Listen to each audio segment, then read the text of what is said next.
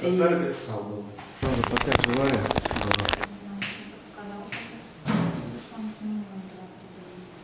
Я, в общем-то, ничего не хотел сказать. Я просто хотел, чтобы о ней кто-то послушал. Какие-то слова, не только которые я скажу, а которые и моя семья скажет, коллеги ее какие скажут.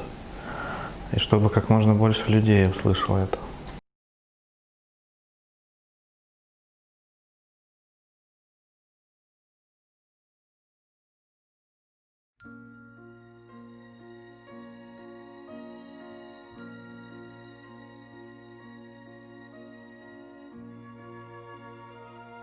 Сказ этот не о том, как дети известных актеров стали известными учеными, докторами химических наук. Сказ наш о женщине, чья сила духа и доброта сердца подняли на высоту большой науки целое поколение ученых.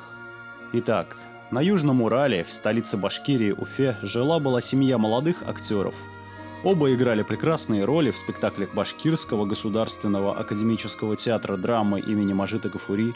Глава семьи Хусаин Кудашев и его ненаглядная жена Фарида Камалетдинова в 1939 и 1940 годах стали родителями сына и дочери.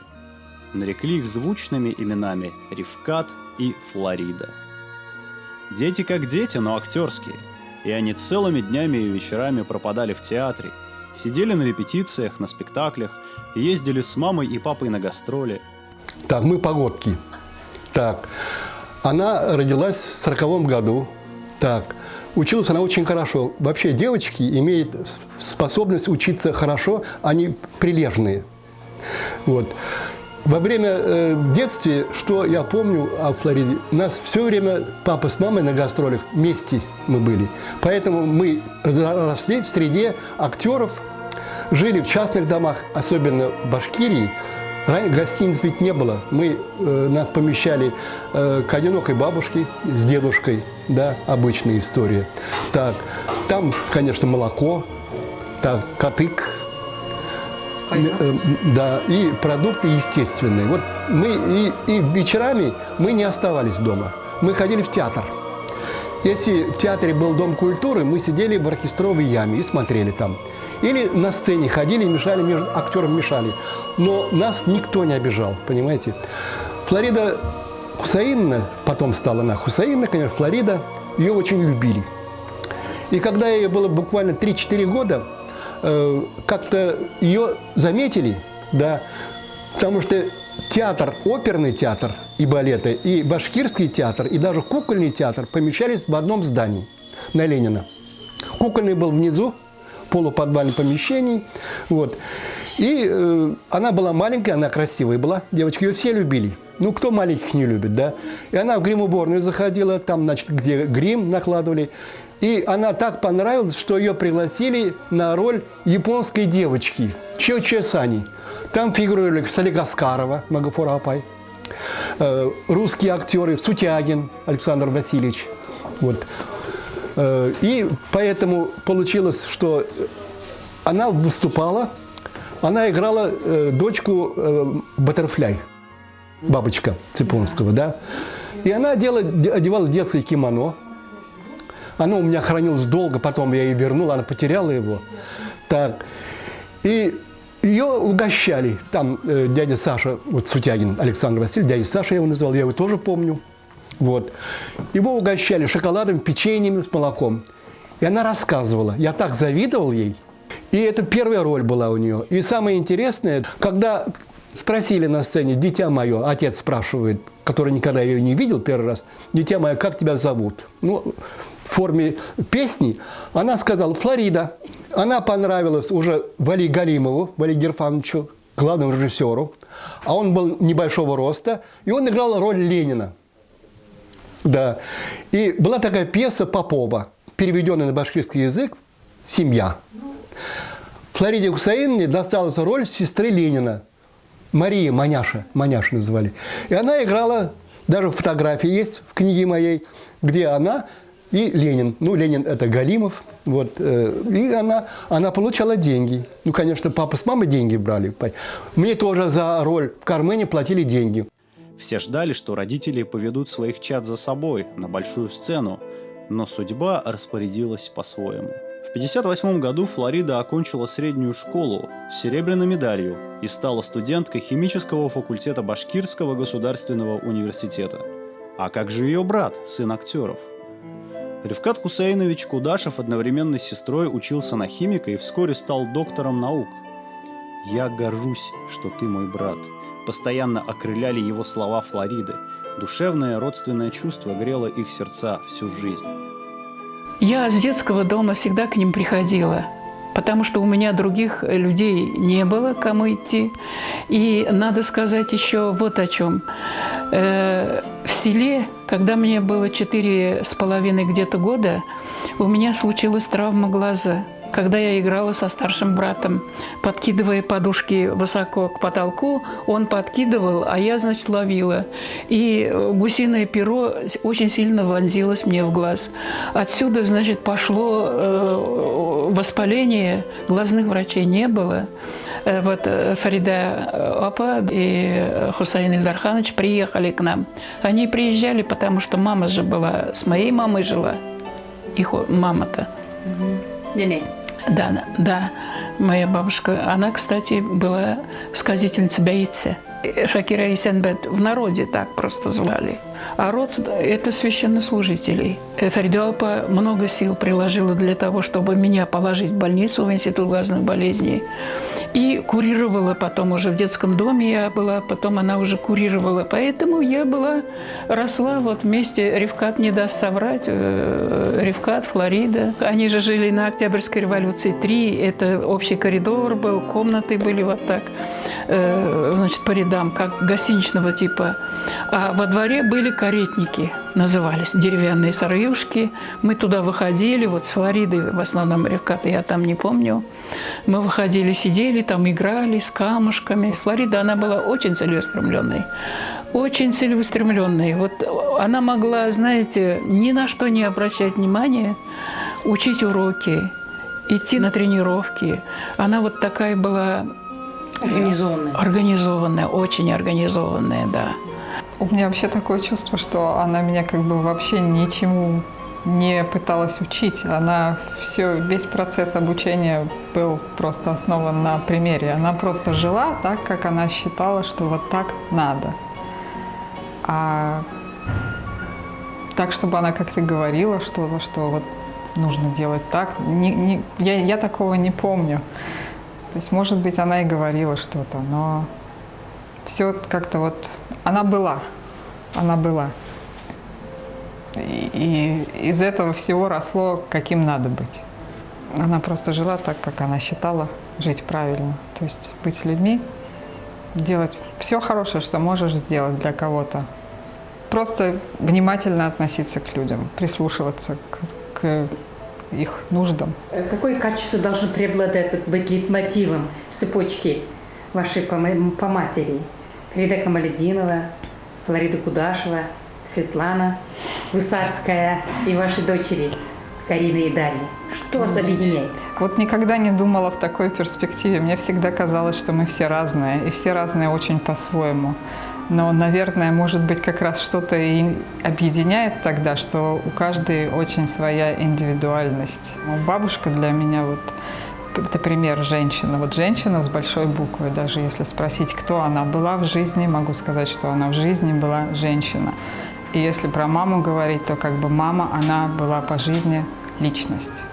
И личность с большой буквы. То есть человек, которых как бы очень цельная натура и, как бы, опять же, не зацикленная на себе, а в основном, когда ты находишься в гармонии с собой, у тебя есть время думать о людях.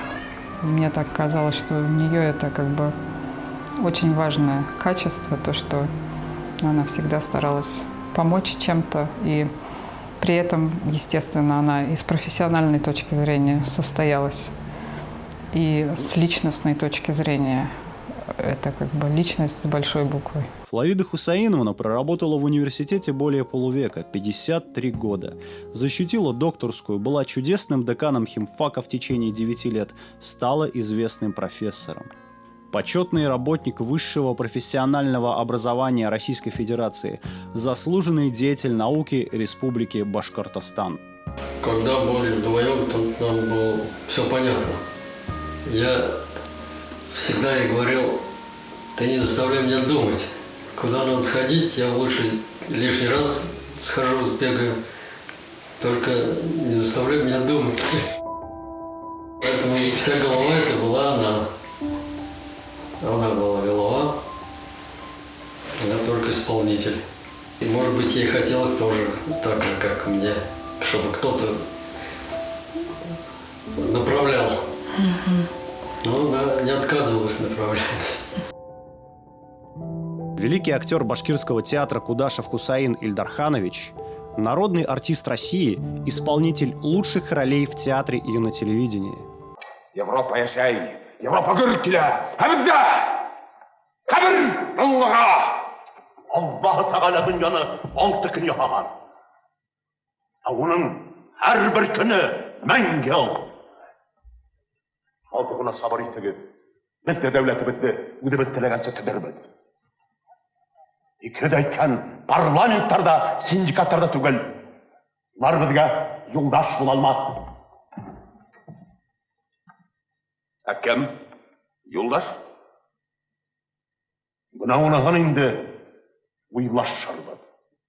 Бізден башқа ғынамы? Бәлкі хез оны әлі қасан ойлап қойғанығызdır. Йұртыңдағы қабәрді көрсіңден мұрат едер. Европаға барып жеткен! Хусаин Кудашев был человеком, щедрее и веселее которого нельзя найти во всей Уфе. Сердце его было очень отзывчивое. Он всегда держал руки на груди и говорил, что если сейчас выпрыгнет его сердце, то он отдаст его тому, кто просит.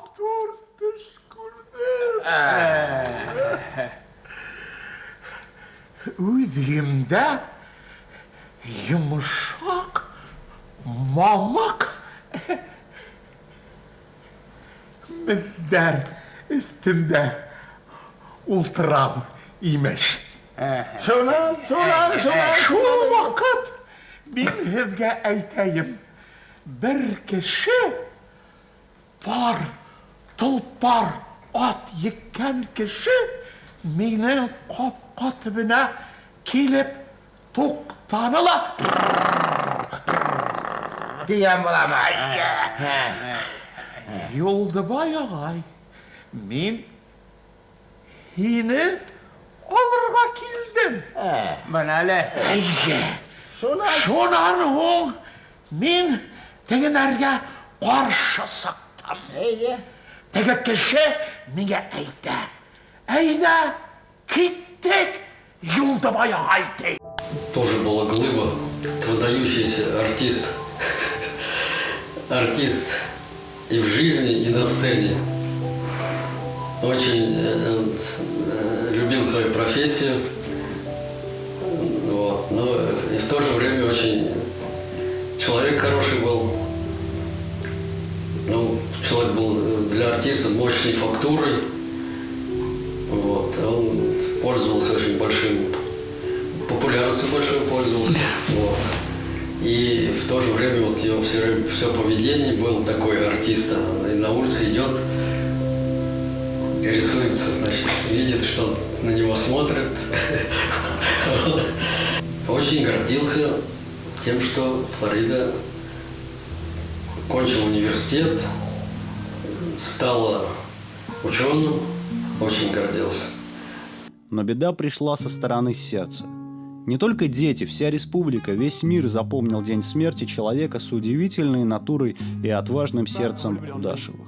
Остановка сердца на сцене во время спектакля «Красный Паша» на международном театральном фестивале в столице Сирии Дамаске. Кажется, его сердце выпрыгнуло навстречу восторженным и благодарным зрителям, которые увидели и оценили в его игре достойные черты своего великого падишаха, эмира, его благородство и прозорливость.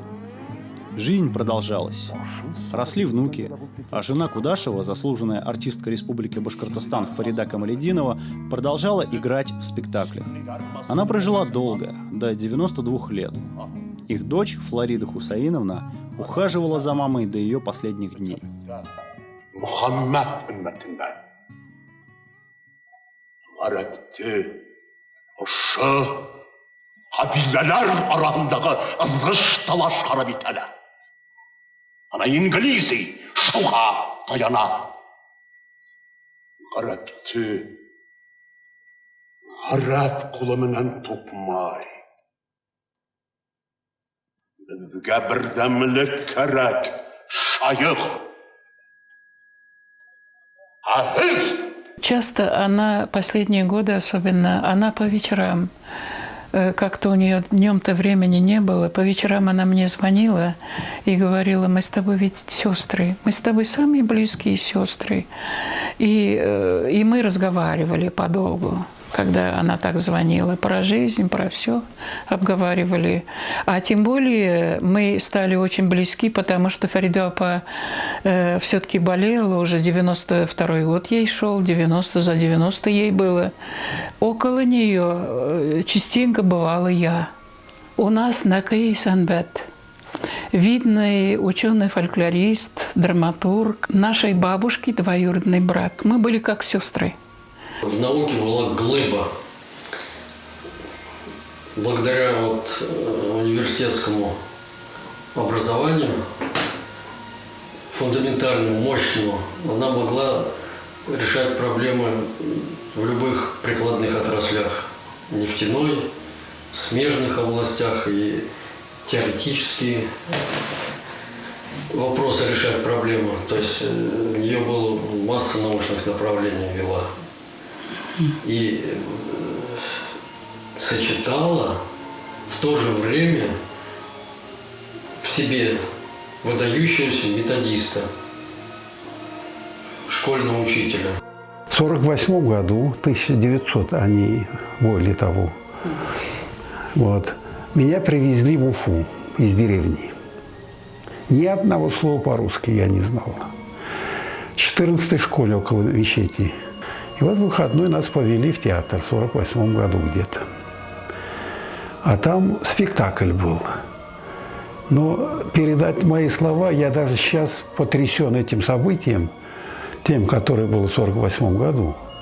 Потому что нас привели туда, ну, шикарное здание, антураж кругом там такой невиданный в деревне. Неслыханный. Я в театре, в кинотеатре-то не было в деревне кинотеатра. И нету их до сих пор, по-моему, в клубах, все это. А тут в театр. И вот спектакль очень интересный. Тальян Гармон. И вот потрясающий актер на сцене, значит, Хусаин Кудашев. Он как раз был гармонистом. И очень красивый, молодой был, и все время с гармошкой. Вот. А его возлюбленный Тикли, я это запомнил почему? Потому что на меня по первому случаю настолько глубокое впечатление оказалось, что когда родилась у меня в 50-м, 49-м или 50-м году племянница, я настоял, чтобы ее назвали Тикли. И так до сих пор ее так и зовут. Хотя она уже живет сейчас в Америке. Пусть англичане ломают язык свой, произнося это имя. Химфак для меня это очень родное место, потому что когда я была совсем маленькая, родители работали. Я знаю, что очень многие преподаватели со мной умудрились понянчиться еще тогда, когда я была совсем маленькой. И к химфаку имела далеко не студенческое отношение, не преподавательское. Поэтому все люди для меня здесь, очень многие преподаватели, часть из которых уже ушли, часть из которых еще работают. А там чисто личностный контакт, не столько профессиональный, сколько личностный контакт. И здесь я училась на химфаке, я приходила к маме на химфак, когда я еще в школе училась. Я аспирантуру заканчивала здесь, проводила время, я потом работала здесь, поэтому мне здесь все как-то очень свое и очень родное. Познакомились очень интересно. Значит, я когда приехал по направлению Минвуза СССР молодым специалистом БГУ, поскольку я был спортсмен, ну, не очень, так сказать, высокого ранга. Ну, спортсмен, первый разряд по бегу. И я пришел к ним в секцию. На стадионе «Динамо». Флорида меня увидела и сразу сказала: вот, говорит, будет мой муж. Постепенно мы дружили, только через 5 лет поженились, в 66 году. Научная работа была на первом плане. У меня был только побочный, и у нее тоже спорт был побочный. Мы не старались, так сказать, там добиваться мировых результатов, ну и, собственно говоря, это не всем дано. Вот. Но в то же время приятно что вспомнить. 9 мая были эстафеты на приз газеты «Ленинец». Бежали этапы от 100 метров до 1500 метров. Она бежала обычно или первый, или последний этап. Чаще начинала эстафету на площади Ленина. Первый. Тренер у нас был мастер спорта Советского Союза Василий Иванович Кривошеин. Он выигрывал кросс «Юманите». Был кросс такой коммунистов во Франции, всемирный кросс. А Флорида Хусаин очень часто побеждала на соревнованиях на 200, 100 метров и 400. Вот. И республиканских, и чаще у нас соревнования были вузовские. Спортивное общество «Буревестник». Многие пророчили черноглазой яркой красавице, дочери самого Хусаина Кудашева, большое сценическое будущее. Так бы оно и было. Однако натура Флориды Кудашевой познала, как ветер свистит в ушах и колотится сердце на дистанциях во время бега, как гудят и свистят стадионы. Она познала другую стихию – силы и ловкости, дружбы и команды. Непредсказуемый закулисный мир театра поблек перед ясной, точной, модной и перспективной в то время наукой – химией. Она выбрала тему эпохи, самый популярный и нужный в стране путь – ученый-химик, профессор-химик.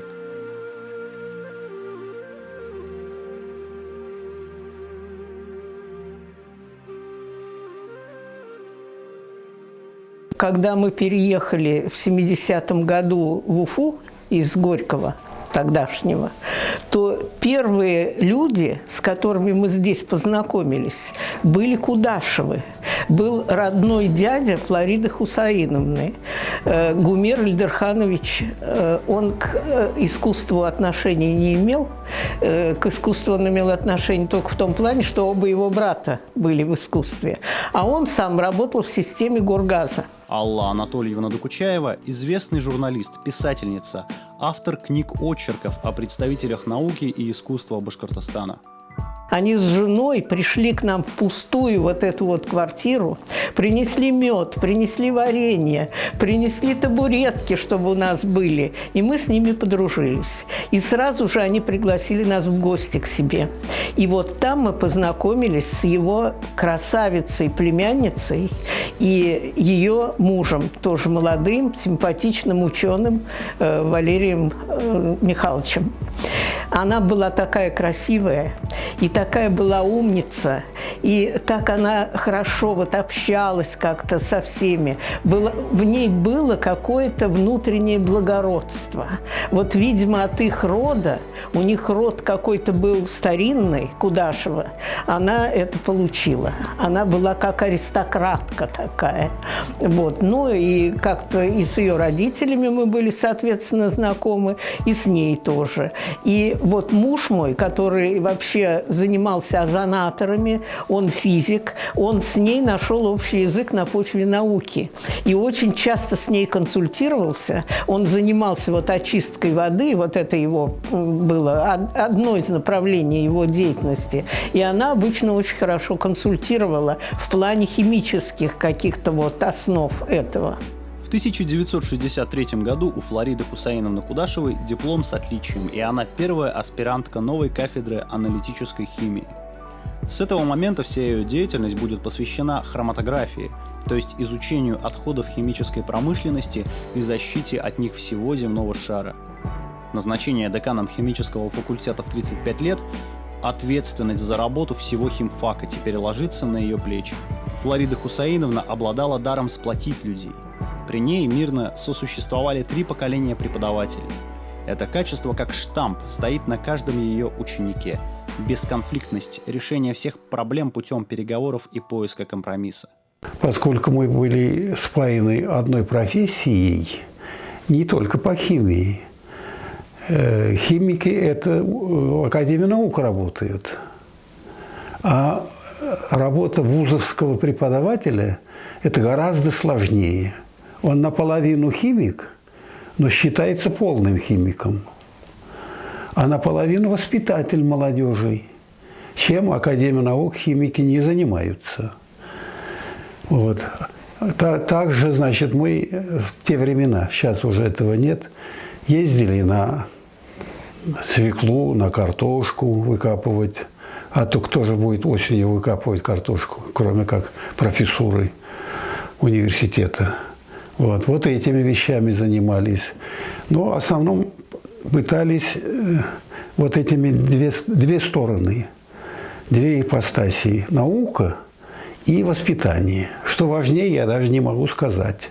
Конечно, важнее воспитание молодежи, потому что они продолжатели нашего дела, и кого ты навоспитаешь, то и получишь. Так? А наука и без тебя как-нибудь протянет ножки.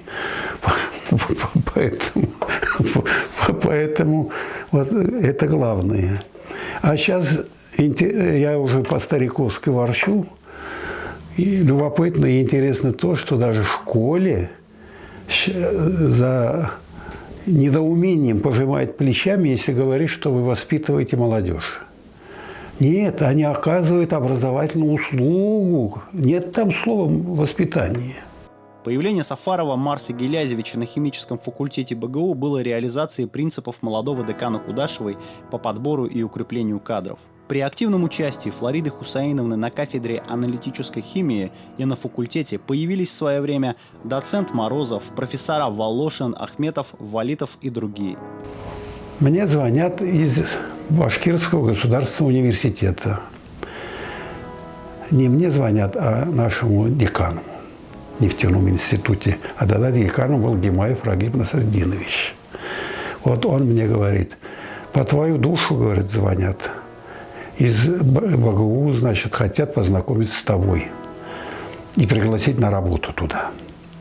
Я говорю: кто и из чего хотят от меня? Вот, говорит, телефон, давай звонить будем. Я позвонил. На другом конце приятный голос Флориды Хусаиновны. И познакомились мы совершенно необычным образом. Потому что работодатель и работник как знакомятся? Не так же, как у нас было. Договорились, что она приедет в нефтяной институт, чтобы увидеть меня. Вот она приехала. Опять же, не в аудитории какой-нибудь, в кабинете строгом, да. Решили пойти в лес перед нефтяным институтом. На ногах. Сейчас дипломаты говорят, вот. Наш президент с американцем это поговорили на ногах, называется это. Мы тоже на ногах по парку погуляли. Надо сказать, что тогда доктор химических наук был совсем не тот, что сейчас.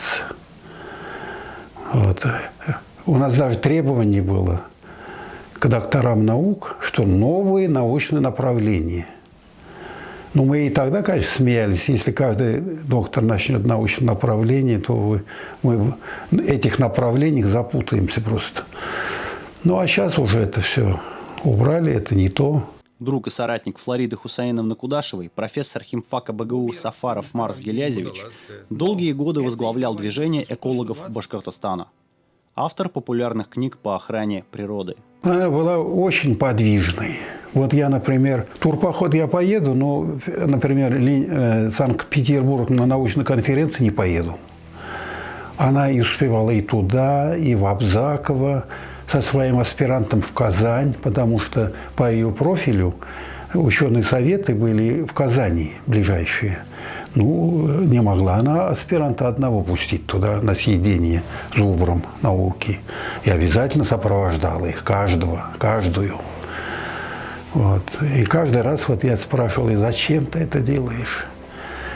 Человек пойдет, ты же уже протарил эту дорогу, договорилась, что ее примут. Ну, как же, говорит, там всякое может быть. Вот.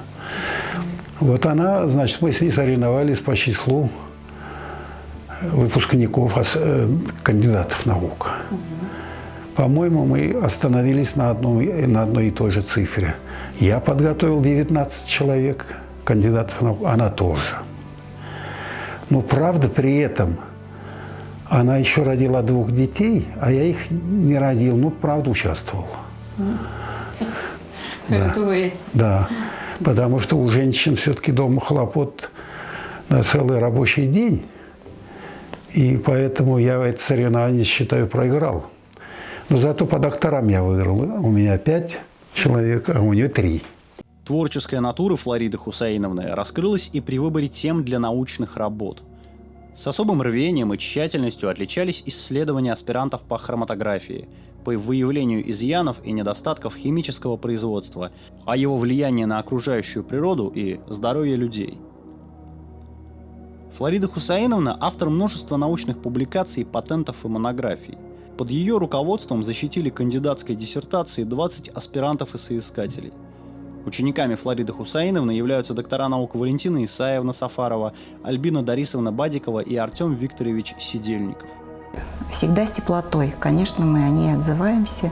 Замечательный человек, очень профессиональный человек. Флорида Хусаиновна.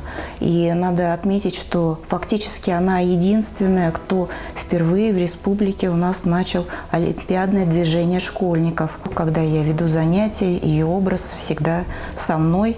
И я стараюсь те моменты, когда вот мы с ней общались, когда она со мной, все ее ученики очень любили. Она очень душевно относилась. И стараюсь, чтобы и у меня отношения с моими учениками складывались таким же образом. Флорида Хусаиновна такой точкой отчета в моей судьбе профессионально является.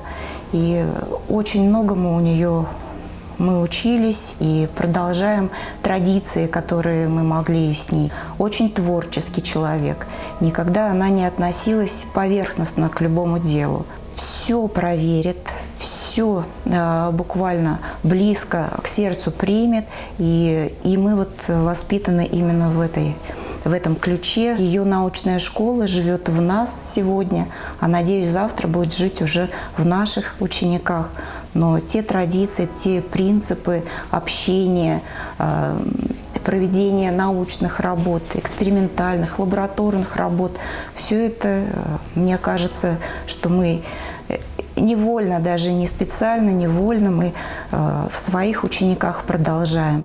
Мудрость – ее главная черта. В чем секрет дальновидности декана Кудашевой? Побольше реальных дел – вот ее девиз в те годы. Создание на факультете филиала и открытие кузниц молодых кадров из участников республиканских и всесоюзных олимпиад по химии. Лучших учителей химии и лучших учеников она знала в лицо и по имени-фамилии. Была осведомлена об их семьях, о нуждах, о планах на будущее. Во-первых, мы с ней землячки. Ее мама знала моих родителей, и мои тоже знали ее маму. Землячки. Вот на этой почве мы с ней познакомились. Потом мы с ней встретились на Олимпиаде. Она была председателем жюри Олимпиады по химии, и мы там встретились. И когда она говорила, она недолго говорила, с умом, кратко говорила. Вот это ее вот красноречие, что она долго не говорит, но все то, что она говорит кратко, ясно, четко, с умом, вот она мне тогда понравилась, она сразу же. И она очень курировала деревенских детей, сельских детей. Вот это мне тоже понравилось. Вот то, что и деревни, все-таки там же уровень-то немножко хуже, чем городских по практикуму. Вот она курировала. То есть она была справедливая. Вот эта ее справедливость, этим она мне понравилась. В конце 80-х Флорида Хусаиновна организовала для школьников летнюю всесоюзную школу-сессию на базе лагеря «Алые паруса».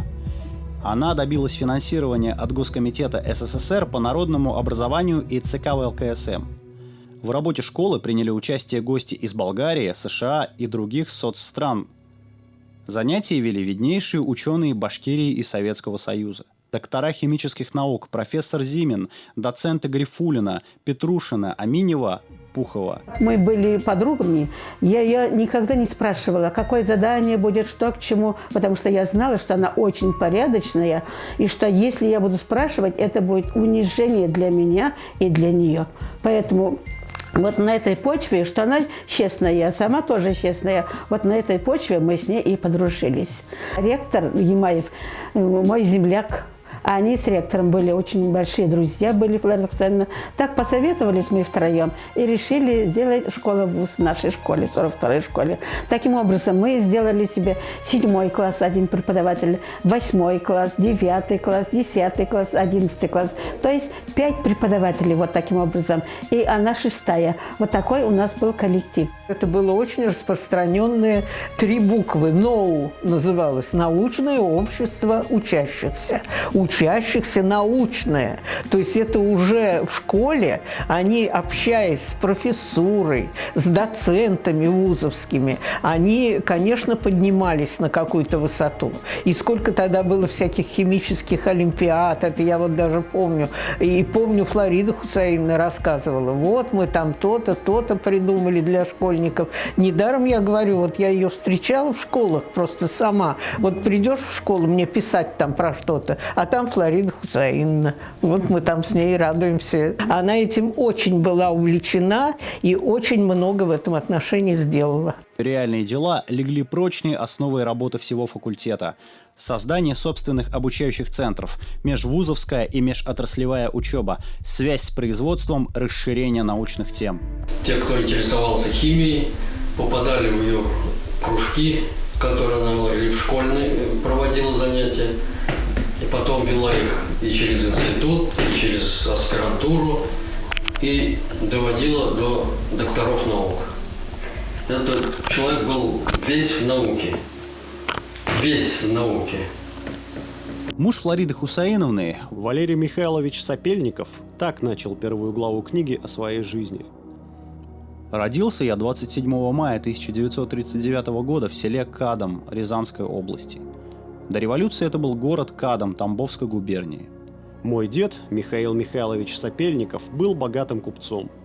До ныне в Кадаме сохранился один из его домов, двухэтажный, кирпичный, по 18 окон на каждом этаже. Стены из красного кирпича больше метра толщиной. В нем долгие годы располагалась аптека. Этот дом был подарен моей бабушке Ольге Григорьевне и ее родителями на свадьбу. Он и сейчас более чем через 100 лет один из лучших домов Кадама. Дед владел баржами, магазинами, складами и вел торговлю зерном. Сведения о нем имеются в местном краеведческом музее. После революции деда раскулачили, но раскулачили, можно сказать, мягко. Все отобрали, но не расстреляли и даже не выслали в Сибирь. Дед построил большой деревянный дом в центре Кадама, в нем долгие годы жили его дети и внуки, и моя бабушка Ольга Григорьевна. В 1964 году я поступил в аспирантуру в нефтяной университет. 65-66 год, это уже я был ближе к окончанию аспирантуры. Вот. А я ей печатал диссертацию, на машинке были. То есть она защитилась вперед, потом я защитился. Также с докторскими диссертациями. Сначала она защитилась, потом я. Но работали все время параллельно. За 53 года научно-педагогической деятельности доктор технических наук профессор Валерий Михайлович Сапельников преподавал в государственных вузах Уфы. Он разработал ряд учебных планов, программ, поставил ряд курсов по дисциплинам радиоэлектроники и информационно-измерительной техники, теоретической электротехники. Руководил аспирантурой. Дедушка всегда, когда я была маленькая, он меня всегда носил на руках. Был день отъезда, он всегда говорил, что я только его и что он меня никуда не отпустит. Один раз он меня даже спрятал куда-то. И я всегда хотела домой, к маме, к родителям. Но сейчас как-то хочется не домой, вот эту атмосферу, когда рядом бабушка, дедушка, вся семья в сборе, и вот так хорошо. Я считаю, что самое высокое звание – это профессор. И, в принципе, в естественных науках способен стать доктором наук. Профессором 1 на 100 тысяч населения. Это должны быть самые уважаемые люди. Именно они делают прогресс науки, прогресс цивилизации. Именно они делают технологии. Именно они воспитывают студентов и новое поколение ученых и специалистов. И к специалистам должно быть отношение очень бережное, которого сейчас нет. Проводят всякие опросы ЕГЭ. Все специалисты говорят, это неправильный подход к обучению. А правительство делает все равно по-своему.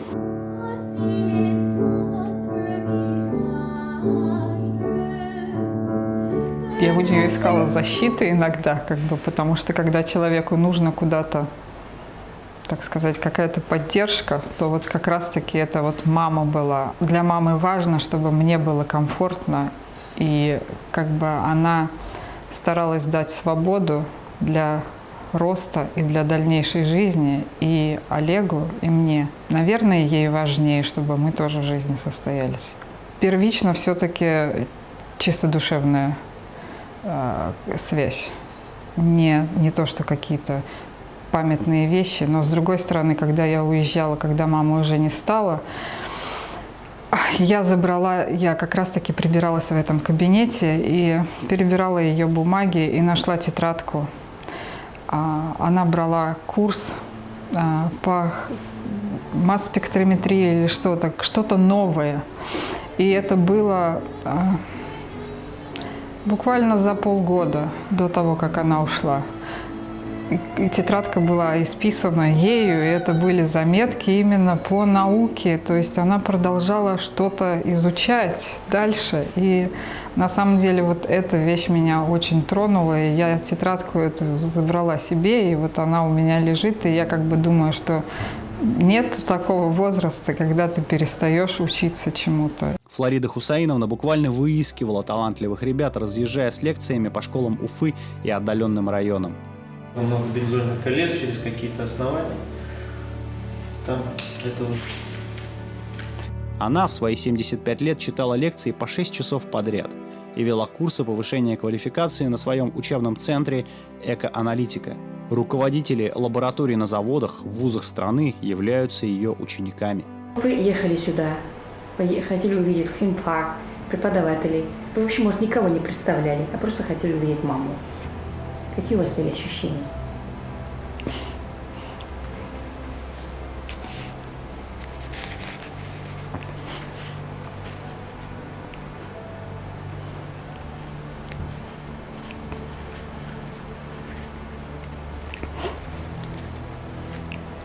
Я ее вижу. А мама рядом. Она никуда не ушла. Она была далеко всегда, потому что я жила далеко. Но она никуда, она не ушла.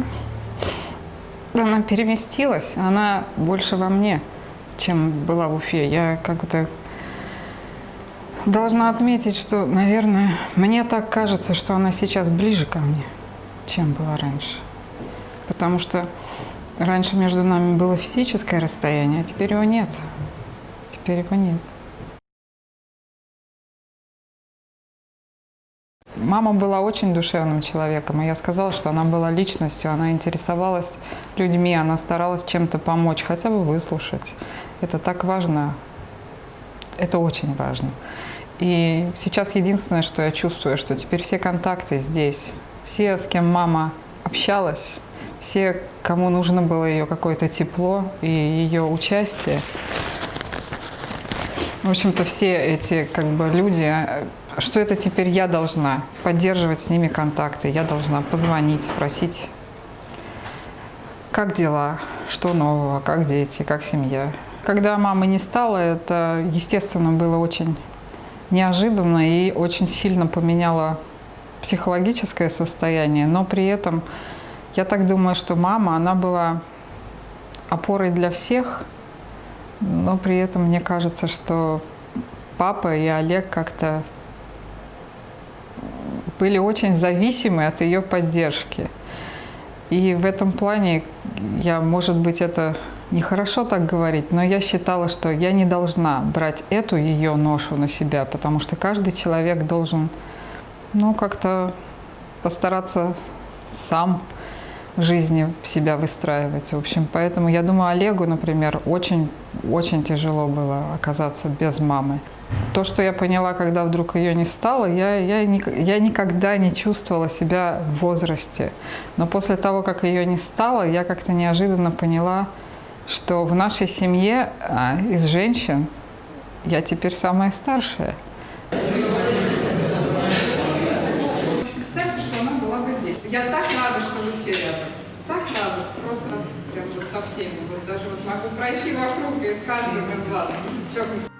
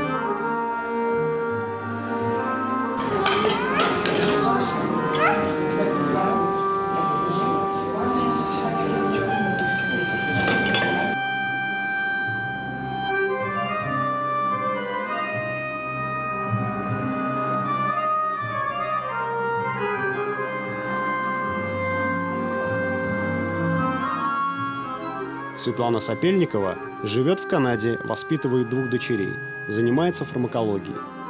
Старшая дочь Карина учится во Франции, активно занимается наукой, спортом, бизнесом. А младшая дочь Дарья Гусарова занимается пением, любит театр. Артистические корни мастеров башкирской сцены, народных артистов России и Башкортостана сказываются на выступлениях внучек.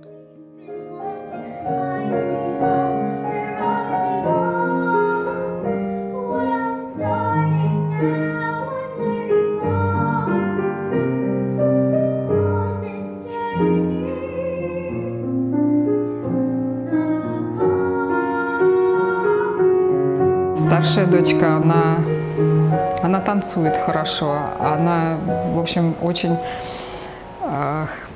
скорее у нее научные способности, то есть она очень хорошо с логическими вещами разбирается, очень любила собирать пазлы, это было просто отдельным увлечением. Когда ей исполнялось 2 года, я ей купила пазлы.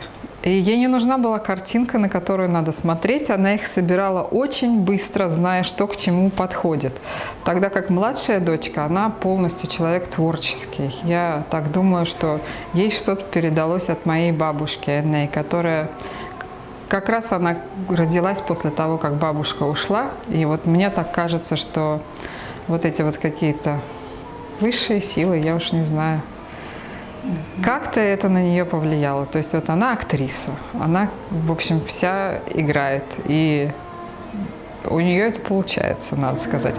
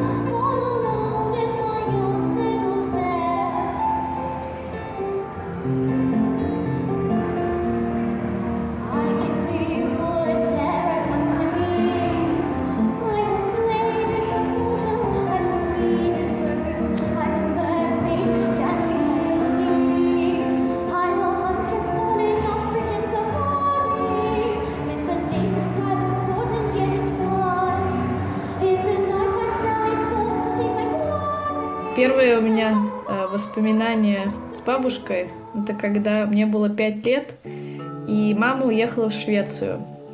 Поэтому осталась я воспитываться бабушкой и дедушкой. И я помню, один раз меня расцарапала ногу кошка. Так. Впилась вот просто когтями в ногу, и у меня до сих пор есть шрамы на ноге. И вот я сейчас, если спрошу у мамы, помнит ли она этот момент в моей жизни, она говорит, что она об этом даже никогда и не знала. Вот как Олег рассказал, и дедушка тоже, что когда они были на командировках, или вот Олег, когда в Москве учился, бабушка никогда их не отвлекала от работы. И вот с моей мамой было то же самое, что мы как-нибудь-то справимся без нее, и так дело и было. Я помню, каждый раз, когда мы в новую страну приезжали, бабушка всегда к нам приезжала и нас навещала очень часто. Вот у меня даже фотография есть, как мы вместе сидели в Швеции. И добавляешь по капельке реагент. Добавляешь, потом у тебя меняет цвет, и ты рассчитываешь по количеству этого реагента. Он, видишь, он ассистентом был. Он вчера был на... Олег Валерьевич Сапельников – доктор медицинских наук. Работает в известном московском Акчуринском кардиоцентре. Под его руководством по всей России проходят экспериментальные и плановые операции, привлекая все больше внимания и доверия в отечественную медицину. Хирург-кардиолог Олег Валерьевич Сапельников занят на разработке и внедрении совершенно новой технологии в лечении аритмии сердца без скальпеля при помощи уникального метода лазерной хирургии. Я, в общем-то, ничего не хотел сказать. Я просто хотел, чтобы о ней кто-то послушал. Какие-то слова, не только которые я скажу, а которые и моя семья скажет, коллеги ее какие скажут. И чтобы как можно больше людей услышало это. Ни одного человека нет, кто бы мог про нее плохое сказать хоть что-то. Я пытался в голове за всю жизнь перебрать все различные ситуации, чтобы кто-то мог быть недовольным ее какими-то поступками, словами. У меня не получилось. Но я субъективен, конечно же. Ваш отец говорит, что был человек ведомый около вашей мамы. А вы? Она вами руководила? Она всеми нами руководила. И сейчас руководит.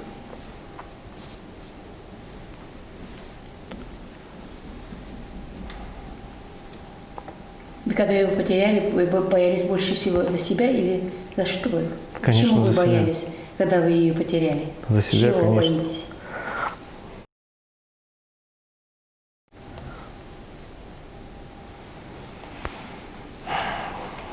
Не знаю, чего я боюсь, просто без нее жизнь поменялась.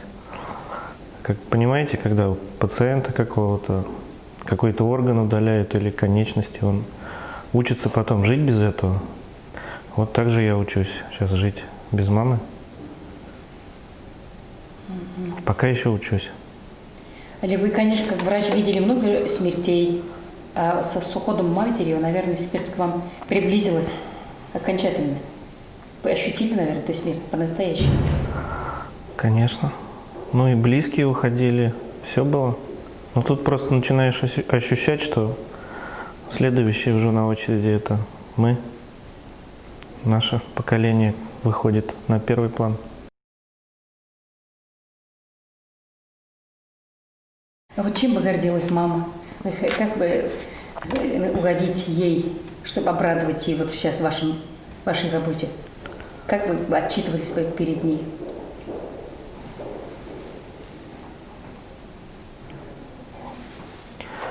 Ей угодить, чтобы надо было просто, чтобы было все хорошо. Вот тогда она была бы рада. И в работе, и дома, и в семье, и у внуков, чтобы было все хорошо, у детей. Ей нужно было только это. Вам никогда не снится вот эти лаборатории? Как вам? Как же не снится? Снится. Мы тут детство свое провели все. И я, и моя старшая дочка. Мы тут выросли. И у сестры тоже. Старшая дочка тут росла. Мы вот бегали. Колбы, вот эти шкафы вытяжные. Все мы тут своими руками делали. Аналитические весы взвешивать нас учили. Преподаватели, которых уже нет, к сожалению. Мы все это прошли, впитали. Я тоже чуть случайно химиком не стал.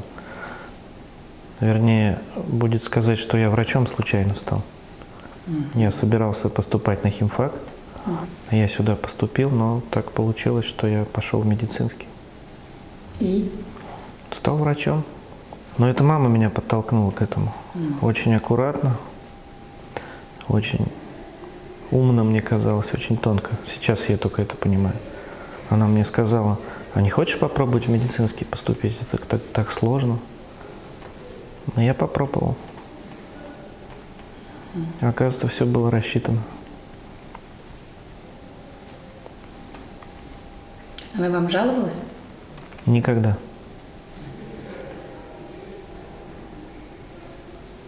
Никогда ни на что не жаловалась, даже когда было на что пожаловаться. Не отвлекала меня никогда ни от чего своими проблемами.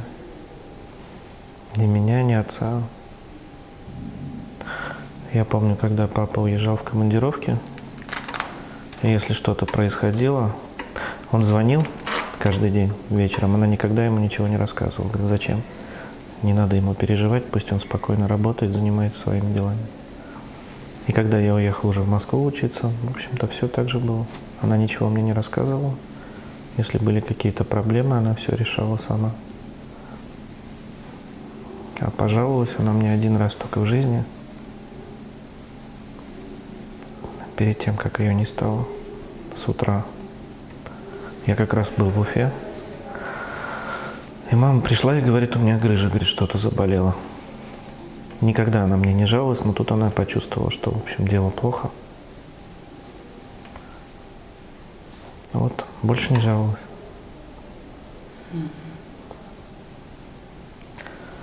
Когда летел в Уфу с приятелем, а я очень боюсь летать.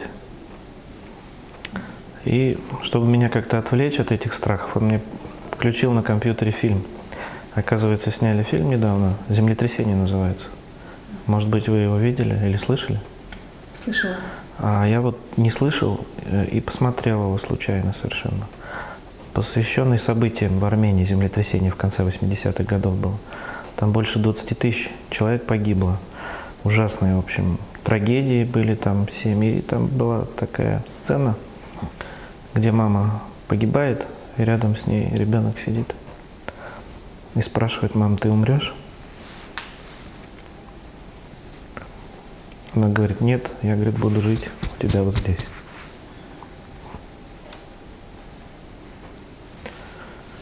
Ну вот она живет.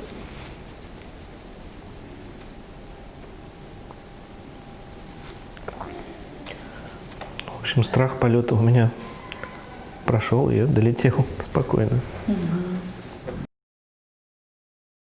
Ну, мало времени проводил я с родителями. Вот об этом жалею. Я жалею, что я не остался с ней, когда она попала в больницу. Потому что я был в Уфе здесь. Я задержался, конечно, с вылетом. Но надо было остаться. Может быть, и не случилось бы этой трагедии. В общем, с этим теперь жить придется. Как-то. Мне кажется, что ему все-таки не хватает, когда мама рядом, когда есть опора. Но мне кажется, что нужно идти дальше, подняв голову. И, конечно, нужно вспоминать прошлое, думать о будущем, но жить надо все-таки настоящим. И можно даже, скажем, думать о том, как будет хорошо в будущем, а не как было плохо в прошлом. Нужно вспоминать только позитивные моменты, которые были, и нужно как-то, не знаю, учиться, что ли, жить уже самому, как-то думать об этом. Но я сейчас не могу представить свою жизнь без мамы, без родителей, без семьи.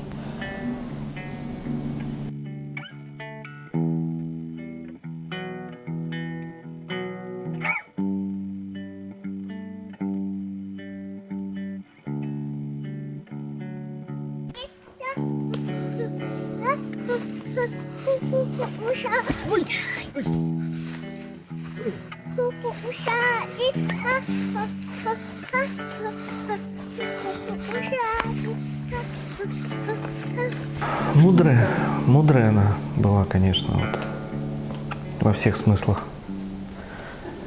И 50 лет они с папой прожили, вот буквально месяц, наверное, они до своей золотой свадьбы не дотянули, можно сказать. И то, что они 50 лет прожили вместе, все-таки, я думаю, ее заслуга в этом большая. Очень дипломатичная мамочка была. Никогда в конфликтных ситуациях не было такого, чтобы с кем-то разругалась или что-то. Она всегда находила выходы, чтобы все были довольны.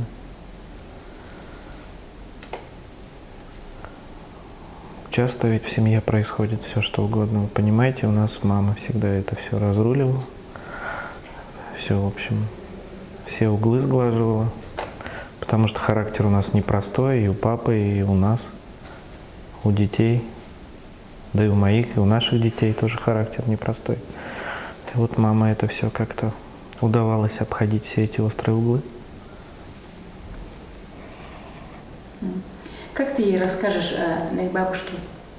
О бабушке? Да, как ты расскажешь? Ну, наверное, я просто дам ей фотографию и начну просто рассказывать все лучшие моменты, то время, которое я с ней провела, чтобы она могла тоже хотя бы почувствовать бабушку. Я передам ей то, как бабушка была очень организованным человеком, очень терпеливым, скромным, добрым, мудрым.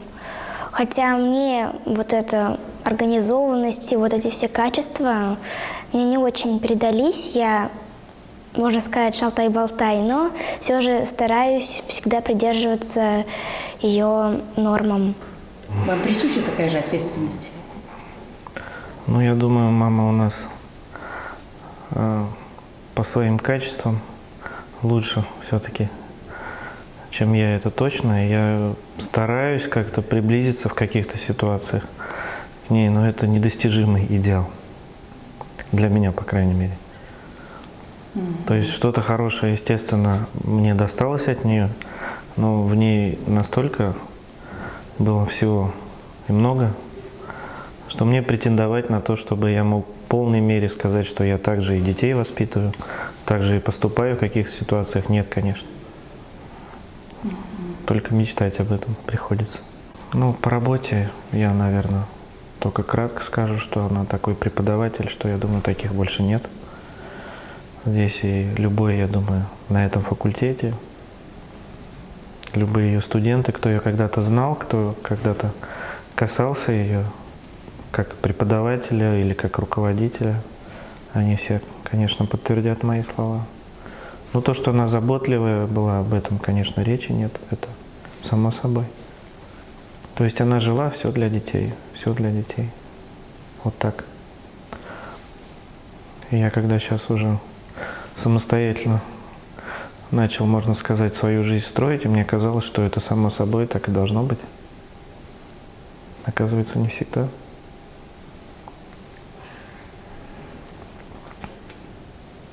Из школы приходишь, дома нет никого. Собрался, прибежал сюда. Тут накормили, напоили. И потом вместе с мамой пошли домой, уже вечером, когда работа заканчивается. Но она вот вспоминала, мне говорила, когда мне 4 месяца было, она уже вышла на работу. Она как раз деканом факультета была. Да. И она успевала прибегать, меня покормить и убегать обратно на работу. То есть вот так вот. А со мной уже бабушка сидела. Успевала она, потому что организованная была, знала, что куда и зачем.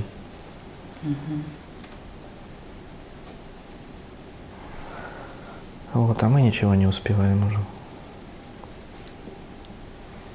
Как у Боярского песню, такую старую, еще советскую. «Рыжий конь» называется. Помните ее? Говорит, прадед мой ездил на рыжем коне и везде успевал. А мы ездим на автомобилях, на самолетах летаем и нигде не успеваем. Второй этап операции выполняется. То есть на эхо мы видим кавотрикуспидальный перешеек, трикуспидальный клапан, и будет выполняться аблация перешейка, чтобы устранить уже Она типичную... любила с вами разговаривать о жизни, о таких характерах. А мы каждый день с ней разговаривали. У нас так было заведено. Даже когда я уехал в Москву, каждый день, вечер после работы, я ей звонил, и мы где-то по полчаса, по часу разговаривали. Пока я еду домой, мы с ней говорим. Она спать не ложилась, пока я не позвоню. Иногда, конечно, операции задерживались до ночи. Я ей не звонил. На следующий день она уже сама мне писала сообщение. Все хорошо у тебя. Наверное, на операции задержался. И сейчас, когда я еду домой вечером, у меня рефлекс этот срабатывает до сих пор. Я беру телефон и понимаю, что уже позвонить некому. Да.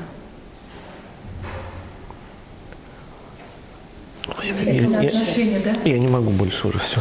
Мне надо перерывчик небольшой.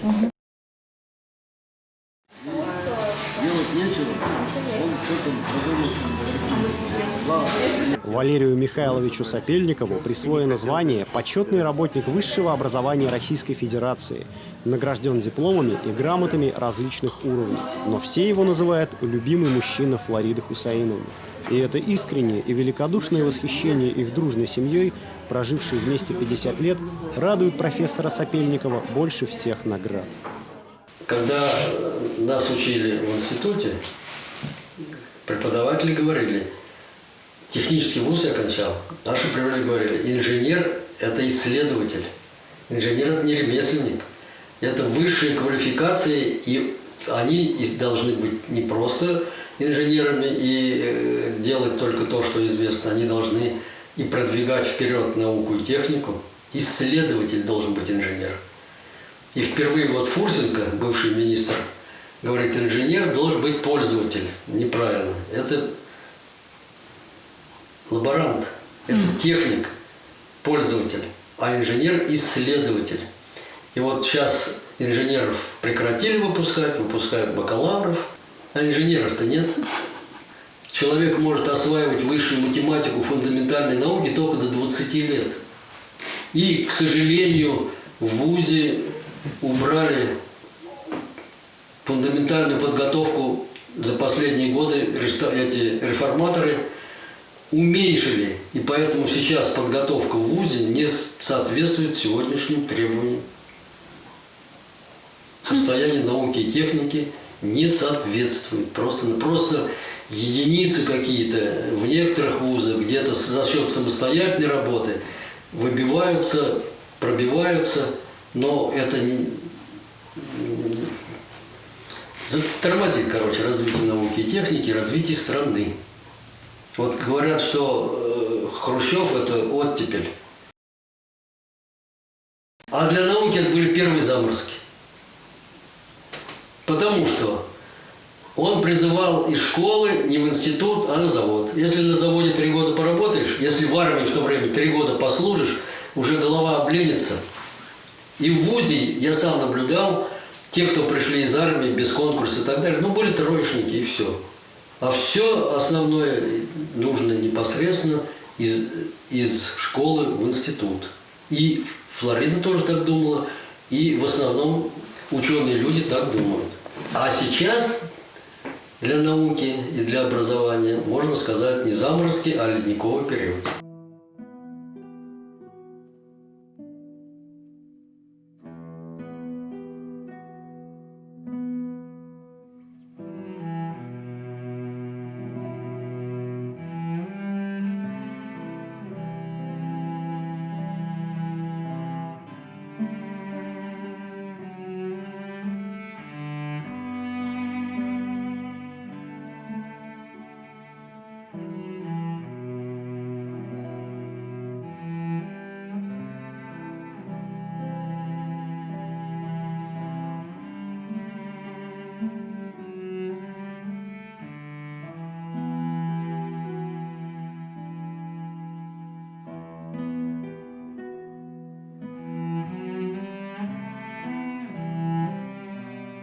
Я считаю, что мы потеряли школьное образование. Отсюда уже, поскольку муж у меня преподавал в институте, в вузе, я знала, какие приходят первокурсники. Вот он мне говорил, представляешь, пришел на первый курс и мне говорит, у нас не было физики и химии. Как не было? А как же вам в аттестате поставили? А просто, говорит, взяли и поставили. У нас, говорит, не было этих предметов вообще. То есть вот не хватало учителей даже, которые бы так хорошо знали предметы, как знала, скажем, вот эта Мария Моисеевна, которую боготворила Флорида Хусаиновна. Такие были учителя. Все люди, братья и сестры и друзья. Пока нечего им делить. Ну вот нам нечего было делить, поэтому мы дружили, общались. Но мне не удалось оказать на него влияние ни в какой области. Химия, она как продолжала свою аналитическую химию, методы исследования, хроматографию, нефтяные остатки, так и делала. А я занимался другими вещами. Я могу сказать так, что она очень любила людей. Вот даже уже ближе к концу, как-то в 15 году, может быть, в 15 году, да, совсем недавно, одна женщина пожаловалась, что болеет, ее знакомая. Ну и как-то ничего ей не помогает, хотя сын врач был. И вот она решила лечь в больницу, 21-ю больницу. Но Флорида Хусаиновна не могла пропустить этот случай, конечно. Она плотно занялась, как устроить ее туда. Это все понятно. У меня оказался земляк там, поэтому мы ее пристроили. Но интересно, этот земляк назначил встречу той женщине. Завтра 9 утра, говорит, вот туда-то. Я в обед встретил Флориду Хусаиновну, спрашиваю, была она там? Да, говорит, мы были. Я говорю, а ты-то как там оказалась? Ну как же, она, говорит, меня попросила, вот она 9 утра поперла в 21-ю больницу со знакомой, с подружкой. Я думаю, немного найдется людей, ведь уже договорились, она попадет туда, все будет как надо, да? Нет, пошла сопровождать. Это говорит о удивительной вот человечности Флориды Хусаиновны, которая редко встречается. Я ей когда-то, Багышлау назвала я, посвящение. Когда-то я ей читала на ее то ли дне рождения, вот эти стихи я вам прочитаю. Көтәле язлар килгәнен, бызлар эреп кояш көлгәнен, һинең өсөн, бар тик һинең өсөн, шаулап акһын әле гөрләвек, көтәле тим, йәйҙәр килгәнен. Сәскә атһын баҫыу ҡырҙарың, донъяларын онотоп, ярһып һайрашһындар әле ҡоштарың. Көтөп ал һин көҙҙө, ҡышты ла, булһын әйҙә ҡыштың бураны, тик бирешмә әсе илдәргә, таҡыр булһын барыр юлдарың. Һин уйлама, ғүмер уҙа тип, ауыр тиеп, Тормыш hukmağın başısında her sak ayaz kökte, balkıhınдар kıyaş nurları, бәхет bulhın hinin yoldaşın, şatlık menen ütün günlerin, tuğanların yandarında bulhın dostların. Вот это стихи я ей посвятила на день рождения как-то. Ее первая аспирантка, моя дочь. И классный руководитель у них была преподаватель по химии Анастасия Ивановна. Анастасия Ивановна влюбила всех в химию. Они ее боготворили.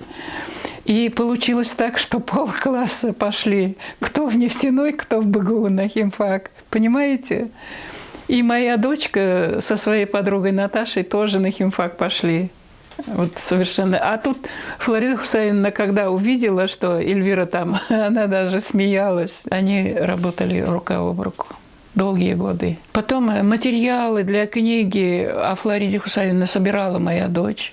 И со Светой, и с Олегом мои дети переписываются по WhatsApp постоянно. Пропускает аж два. Промокает. Мне комфортно, когда вся семья вот рядом, когда можно просто попить чай, побеседовать, поговорить о чем-то, что у тебя нового, поделиться эмоциями, впечатлениями. Вот. Вот с чем ты можешь сравнить такое ощущение атмосферы, семейное счастье? Мне кажется, что это ни с чем нельзя сравнить, это вот ощущение только вот и все. С мамой каждый день, да, я созванивался. Вечером как раз вот где-то вот в это время ты на машине пока едешь. И так Связь это прям... была очень, да, у вас? Это мама была опора. Она кому хочешь опора была. На мамин день рождения я ей не сказал ничего. Прилетел. Пришел сюда к ней с цветами. Один раз только.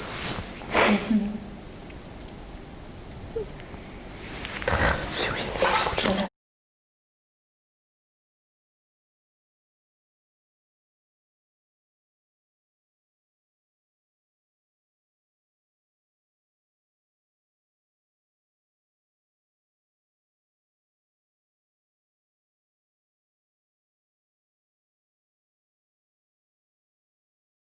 Вот еще одна фотография. У меня один из оригиналов.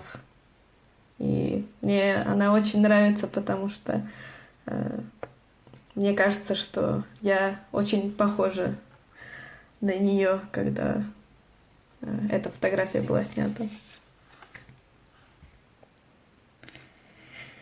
И вот она сказала, что когда меня не будет, все вот эти вот вещи и воспоминания, они пропадут.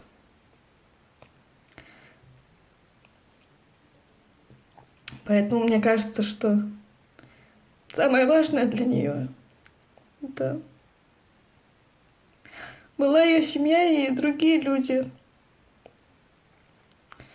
И я думаю, что вот очень важно нам помнить не только ее,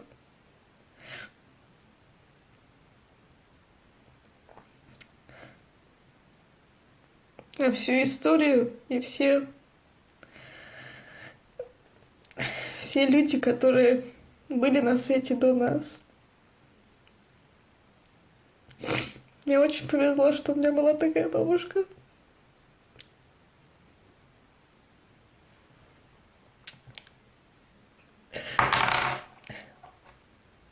Я каждый день ношу ее колечко. Так я каждый раз, когда его вижу, о ней думаю.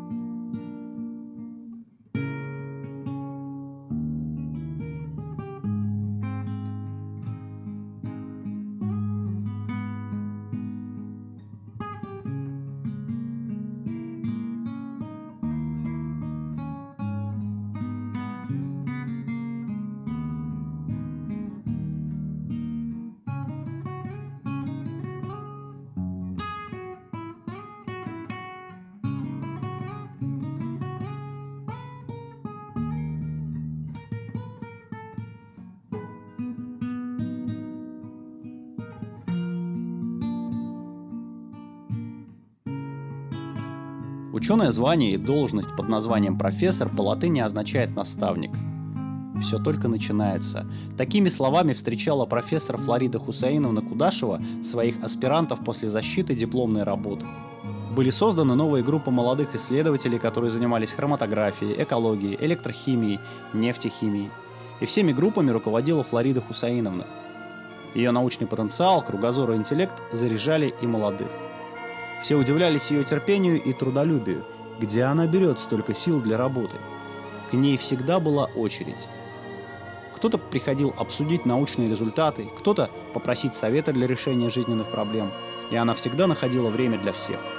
Ее любимые слова «все будет хорошо» и мягкая улыбка успокаивали и вселяли надежду. Это кредо Флорида Хусаиновна пронесла сквозь всю свою жизнь, проявляя поистине материнскую заботу о факультете, понимая его значение для всех, кто здесь учится и трудится.